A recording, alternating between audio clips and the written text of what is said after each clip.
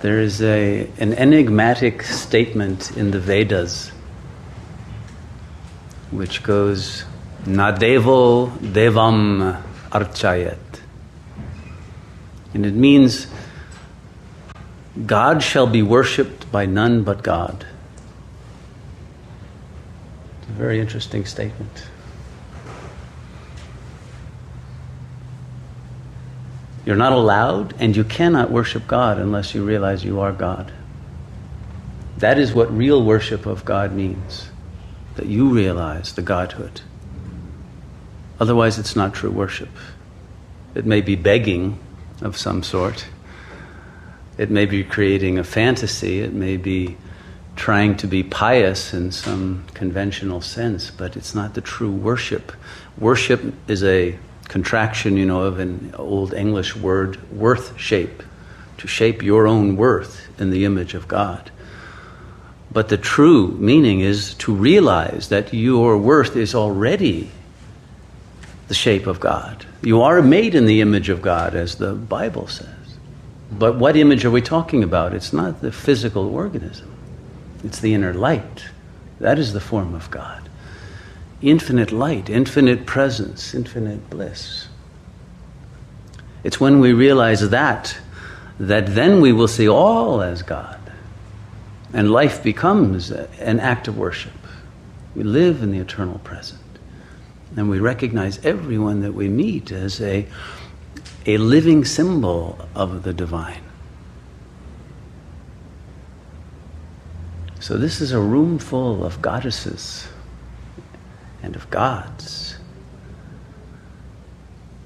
And when we realize that, and when we realize what that means is not, the ego is a god over others, no, but one has surrendered the ego to the true God consciousness, then we are free to see each other in a state of unconditional love and not to be caught up in any other egoic games, because we're already free.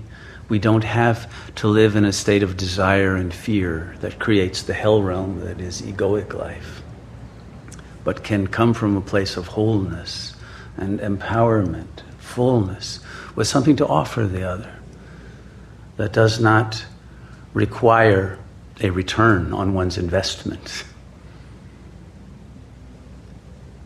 And one moves from a capitalistic mode to an altruistic mode of intersubjective relationship.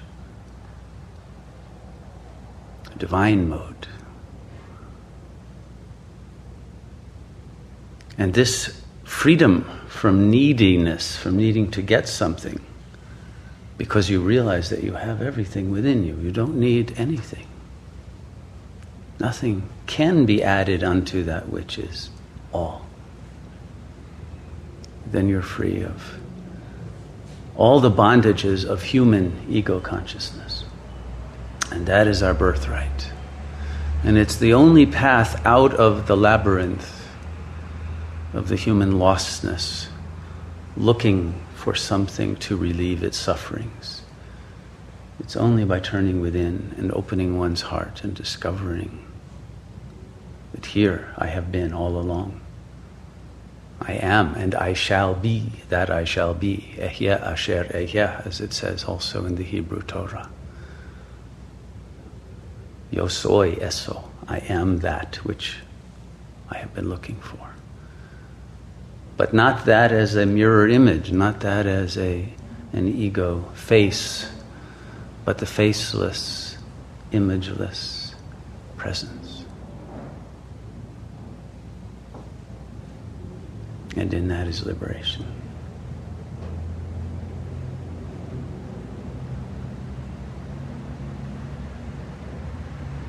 And so it comes very easily, and it can come in a moment like that, by letting go of the demands that the ego makes on the other to be recognized through the simple act of self-recognition. Don't wait, don't be fragile and depend on the other to recognize your Godhood.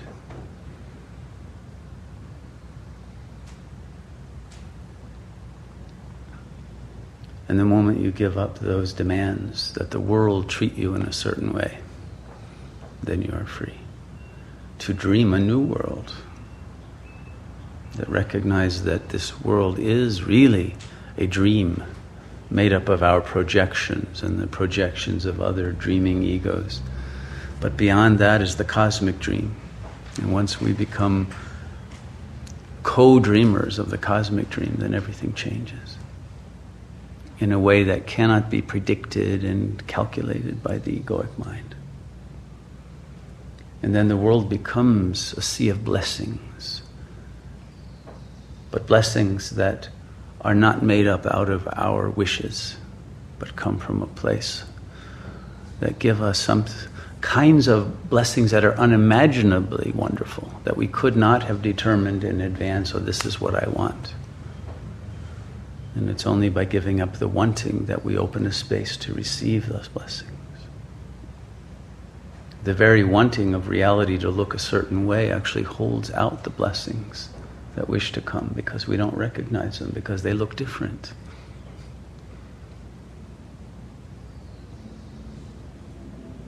And so we can turn this hell realm into a heaven in one stroke by changing that attitude toward the real and recognizing the supreme reality that permeates the phenomenal plane, that lives beyond all laws and all limitations and all strictures and restrictions.